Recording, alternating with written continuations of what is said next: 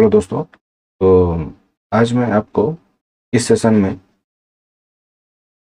जो आपको ट्रिग्नोमेट्री का डर है, ओके, कि आपको हर जगह यही सोचना पड़ता है कि फॉर्मूला के बिना हम इसको सॉल्व नहीं कर पाएंगे ना। तो आज हम ट्राई करेंगे कि किस तरह से बिना फॉर्मूले के हम इस क्वेश्चन को सॉल्व कर सकते हैं। अगर आपको ट्रिग्नोमेट्री वैल्यूज आपको लर्न है तो चलिए देखते हैं आज का हमारा पहला क्वेश्चन।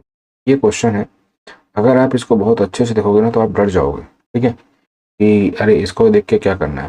पर चलिए मैं आपको बताता हूँ किस तरह से इसको हम सॉल्व करेंगे। देखिए हमारे पास क्या लिखा है, 4 tan थीटा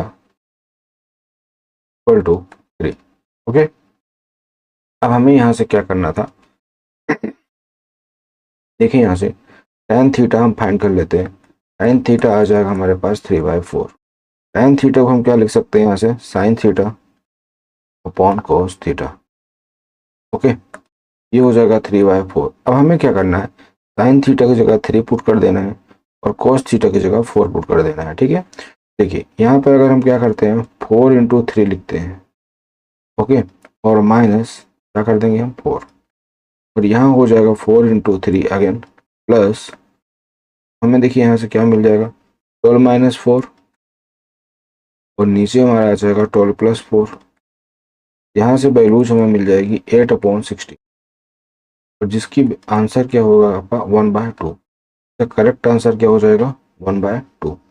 तो दोस्तों अगर आपको यह ट्रिक अच्छी लगी है तो आपको क्या करना है, ये अपने दोस्तों के साथ भी शेयर करना है, ओके। और अगर आप नए इस चैनल में हैं तो इसको आप क्या कर लो, सब्सक्राइब कर लो, और वीडियो अगर आपको अच्छी लगी हो तो लाइक कर देना इसको। अब हमें क्या करना है, इसका सेकंड क्वेश्चन देखते हैं। क्या लिखा है, if sine theta minus cos theta equal to 0। तो अच्छा एक चीज बताओ, यहाँ पे थीटा की वैल्यू ऐसी हम कौन सी रख दें कि ये हमारा 0 हो जाएगा। हमें पता है 45 पे दोनों की वैल्यू सेम होती है, साइन थीटा की भी और कॉस थीटा की भी, मतलब 1/√2 होता है। और 1/√2 में से हम क्या करेंगे, 1/√2 माइनस कर देंगे तो 0 आ जाएगा। मतलब थीटा की वैल्यू अगर हम क्या पुट कर दें, 45 पुट कर दें तो हमें ये चीजें मिल जाएंगी। तो सेम हम यहाँ पर कर देंगे, ठीक है। तो क्या हो जाएगा, जैसे ही आप यहाँ 45 पुट करोगे तो क्या मिल जाएगा हमें, 1/√2 होल पावर 4, और प्लस यहाँ से क्या हो जाएगा, इसका भी सेम वैल्यू आ जाएगा 1/√2 होल पावर 4। अब देखिए जब आप इसको सॉल्व करोगे तो अगर हम √2 का क्या करते हैं, 4 टाइम्स मल्टीप्लाई करेंगे तो हमें क्या मिलेगा, 4 मिलेगा, ओके। मतलब √2 मल्टीप्लाई √2 करते हो, मल्टीप्लाई √2 करोगे और फिर से मल्टीप्लाई √2 करोगे तो देखो इन दोनों का 2 हो जाएगा, इनका भी 2 क्या हो जाएगा 2, और मल्टीप्लाई करोगे तो 4 आएगा। मतलब यहाँ पर भी हमें 1/4 मिलेगा और यहाँ पर भी 1/4। ये हो जाएगा आपका 2/4। इसको कट करोगे तो क्या हो जाएगा 1/2। तो इसका भी करेक्ट आंसर क्या हो जाएगा 1/2। इस तरह से इस क्वेश्चन को भी हमें क्या करना था, सॉल्व करना था। चलिए अब हम देख लेते हैं हमारा आज का थर्ड क्वेश्चन। तो थर्ड क्वेश्चन में हमें क्या दिया है, इस क्वेश्चन को आप थोड़ा सा ट्राई करिए, फिर मैं आपको एक्सप्लेन करता हूँ, ओके। चलिए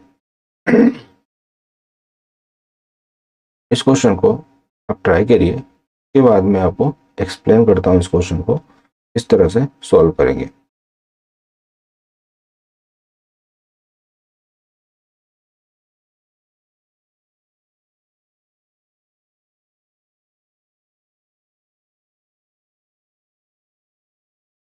देखिए इस क्वेश्चन को मैंने कई बार एक्सप्लेन कर चुका हूँ, मैं फिर से एक बार एक्सप्लेन कर देता हूँ, ठीक है। तो देखिए इसमें क्या हो जाएगा, हमारे पास अगर कोई ट्रायंगल होता है तो हमारे पास एक उसका रेशियो क्या होगा, 30 का, 60 का या फिर 90 का, और दूसरा क्या हो सकता है 45, 45 और 90, ओके। बट ये जो हमारे पास है ये किसका है, हमारे पास 60 का है।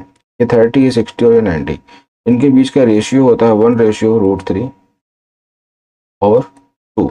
ये आपको लर्न कर लेना है, और इसका हो जाएगा आपका √2। ये आपको लर्न कर लेना है। अब इसमें हमें जो सबसे कंसेप्ट सीखने वाली बात है, ये 7th क्लास का कंसेप्ट है कि अगर हमारा ये एंगल है तो ये एंगल इस लाइन को रिप्रेजेंट करेगा, ओके। ये स्मॉल सी हो जाएगा, ये आपका ए है तो ये स्मॉल ए हो जाएगा। मतलब 30 डिग्री BC का कोई लेंथ बताएगा, मेजरमेंट देगा, और 60 डिग्री सी का। तो और जो बी है वो इसको देगा, ठीक है, मतलब अगर मैं रेशियो के अकॉर्डिंग देखूं तो हमारा जो 30 के सामने है, ए कितना 1 है, सी कितना है √3 है, और बी कितना है हमारा 2 है। बट क्वेश्चन में बोला है कि बी आपका क्या है 6 है। बी क्या है आपका, मतलब जो 90 के सामने है वो कितना है 6 सेंटीमीटर है। हम इसको अगर सॉल्व करेंगे तो 2 में किसका मल्टीप्लाई करोगे तो 6 आएगा, 3 का, 2 3 जा 6 होगा। तो इन सभी में रेशियो हमारा बोलता है कि सब में आपको सेम नंबर का ही मल्टीप्लाई करना पड़ेगा। इसमें 3 का मल्टीप्लाई करेंगे 1 में तो 1 3 जा 3, और ये हो जाएगा हमारे पास 3√3। तो इस तरह से हमसे क्या पूछा था यहाँ पर, लेंथ ऑफ बी सी, तो 1 की वैल्यू कितनी मिल गई हमें, 3 मिल गई। तो इसका करेक्ट आंसर क्या हो जाएगा हमारे पास 3 सेंटीमीटर। तो इस तरह से इस क्वेश्चन को सॉल्व करना था। ओके, चलिए क्वेश्चन को अब हम सॉल्व करते हैं।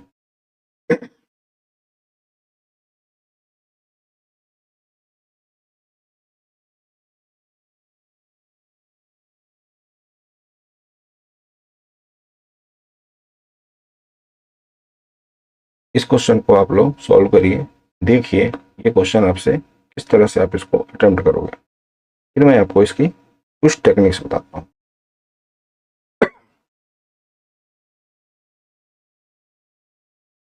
देखिए मैं आपको अपनी टेक्निक बता रहा हूँ कि यहाँ पे जो थीटा है ना, इस थीटा में आप कोई भी वैल्यू रख सकते हैं। तो मैं यहाँ पे क्या कर रहा हूँ, यहाँ मैं 0 रख रहा हूँ। थीटा इक्वल टू क्या रख रहा हूँ मैं, 0 रख रहा हूँ। तो जब थीटा इक्वल टू 0 रख दूंगा तो हमें पता है सेक थीटा की वैल्यू कितनी होती है, सेक थीटा होता है 1, और टैन थीटा, टैन 0 होता है हमारा, टैन 0 होता है हमारा क्या होता है 0 डिग्री होता है। ये भी हमारा क्या हो जाएगा सेक 0 1 हो जाएगा। अब देखिए अगर मैं क्या करूँ, यहाँ पे अगर मैं वैल्यू रख देता हूँ तो ये क्या मिल जाएगा हमें x इक्वल टू पी, और यहाँ पे y इक्वल टू क्या मिलेगा हमें q इंटू 0, तो क्या हो जाएगा y की वैल्यू 0। अब हम ये वैल्यूज कहाँ पुट कर देंगे, इनमें बारी बारी से पुट करते हैं। तो देखिए x की जगह मैं अगर p रखता हूँ तो ये हो जाएगा p square minus 0 equal to p square q square. तो क्या ये आपस में इक्वल है, नहीं है, तो ए ऑप्शन टर्मिनेट। यहाँ पर देखिए ये 0 हो जाएगा बाय की वैल्यू, तो यहाँ पे अगर हम क्या रखते हैं x की वैल्यू p रखते हैं तो p square q square equal to 1/p square upon q square, ये भी नॉट इक्वल टू हो जाएगा। फिर यहाँ पे रखते हैं तो ये हो जाएगा p स्क्वायर q स्क्वायर, और ये 0 हो जाएगा। फिर यहाँ पे पी क्यू, तो ये भी आपस में इक्वल नहीं होंगे क्योंकि ये टर्म तो है ही नहीं, ये भी आपस में इक्वल नहीं है, तो ये भी बचा हमारे पास ये। इसको हम चेक करते हैं। देखिए x की जगह हम क्या रखते हैं p रखते हैं, क्या हो जाएगा p square q square minus ये 0 हो जाएगा, और ये हो जाएगा p स्क्वायर q स्क्वायर। अब आप देखो यही जो डी ऑप्शन है यही हमारा क्या हो रहा है, इसको सेटिस्फाइड कर रहा है। ये हमारा क्या हो जाएगा, करेक्ट आंसर हो जाएगा ऑप्शन डी।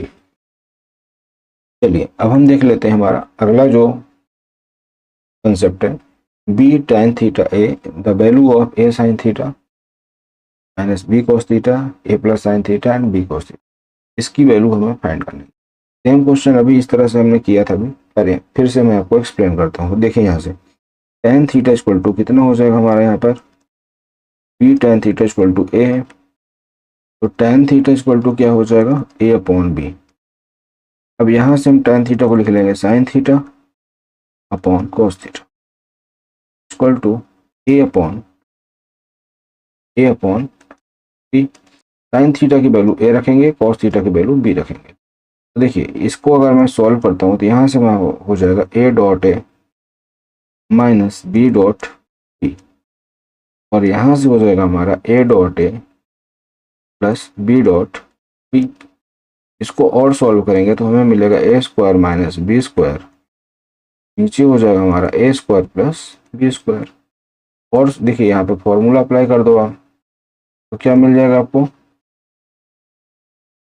Correct answer. बस इसके आगे इसको सॉल्व करने की जरूरत नहीं है, ये इसका क्या हो जाएगा करेक्ट सोल्यूशन हो जाएगा। ठीक है, तो चीजें आपको क्लियर हो गई होंगी। चलिए अब हम देखते हैं इस क्वेश्चन को। क्या बोला है, cos power 4a minus sine power 4a। तो देखिए यहाँ पर बोला है कि अगर हम एक ही जगह में कोई वैल्यू रखते हैं तो इसका आंसर क्या आएगा। तो हम क्या करते हैं, a इक्वल टू 0 रखते हैं, तो क्या हो जाएगा देखिए हमारा cos पावर 4 0 माइनस साइन 4 0, तो ये हो जाएगा 1 माइनस 0। तो हमारे पास अल्टीमेटली आंसर क्या आएगा 1। तो अब बताइए 0 रखने पर, हालांकि ये फॉर्मूला इसका हमारा बन जाएगा, बट हम यहाँ पर क्या करते हैं, वैल्यू पुटिंग करके देखते हैं। अगर मैं यहाँ पे 0 रखता हूँ, ये कॉस 0 की वैल्यू क्या होती है हमारे पास, कॉस 0 होता है हमारे पास 1, तो ये 1 हो जाएगा, स्क्वायर करेंगे तब भी 1 ही आएगा, तो हमारे पास हो जाएगा 1 माइनस 2, तो आंसर आएगा -1। लेकिन हमें चाहिए क्या, 1 चाहिए, तो ये वाला तो नहीं होगा। फिर इसको देखिए 2, साइन 0 की वैल्यू क्या होती है, साइन 0 की वैल्यू होती है 0, मतलब ये तो 0 हो जाएगा। तो आप फिर भी यहाँ पे आंसर क्या आएगा, -1 आएगा। यहाँ पर रखते हैं अगर, तो ये 0 हो जाएगा, ये -1 हो जाएगा, तो आंसर -1 आएगा। ये भी रॉन्ग है। ओके, देखिए इसका स्क्वायर करेंगे तो 1 आएगा, बट ये माइनस है तो -1 ही। यहाँ पर रख के देखते हैं, तो 2 × 1 -1, यहाँ भी आएगा 1, तो करेक्ट आंसर क्या हो जाएगा, डी हो जाएगा। तो इस तरह से हमें इस क्वेश्चन को सॉल्व कर लेना था। चलिए नेक्स्ट क्वेश्चन हम देखते हैं। If sec 5a cosec a plus 30 where pa is a acute angle then the value of a। तो मैंने आपको एक कंसेप्ट सिखाया था कि हमारा sine cos, sine is equal to cos, ये कब इक्वल होंगे, ये तभी इक्वल होते हैं जैसे आपको देखो, मैं जब यहाँ पे लिखता हूँ साइन 0 और तो यहाँ पे क्या होता है, कॉस 90 होता है, ये दोनों इक्वल होते हैं क्योंकि इसकी वैल्यू 0 होती है और इसकी वैल्यू भी क्या होती है, 0 होती है। ओके, लेकिन जैसे मैंने लिखा साइन 45 और कॉस 45, तो यहाँ पर इन दोनों की वैल्यू जब हम क्या होगा 1/√2, और यहाँ पर भी ये 1/√2। मतलब एक चीज़ है, इस पैटर्न समझ में आया कि अगर मैं 0 और 90 को प्लस कर दूंगा, तो ये अगर इन दोनों का सब 90 आता है तो ये दोनों आपस में क्या होंगे, इक्वल होंगे। यहाँ पर भी वही पैटर्न हो रहा है। आप कोई भी वैल्यू आप देखोगे, जब आप वैल्यूज चेक करोगे तो आपको ऐसा ही मिलेगा। तो साइन 45 और कॉस 45 है, इसी तरह से हमारे पास सेक और कोसेक का भी होता है। तो इन दोनों का सम क्या होना चाहिए, 90 होना चाहिए। तो इसको सॉल्व कर लो, 5a plus a plus 30 equal to कितना हो जाएगा, 90। ये 6a हो जाएगा, 30 को आप इधर ले जाओ, कितना हो जाएगा 90 माइनस 30, a इक्वल टू कितना हो जाएगा 60/6, इट गिव्स द 10। a की वैल्यू कितनी आ जाएगी, 10। इस तरह से हमारा आंसर हो जाएगा 10 डिग्री। ओके।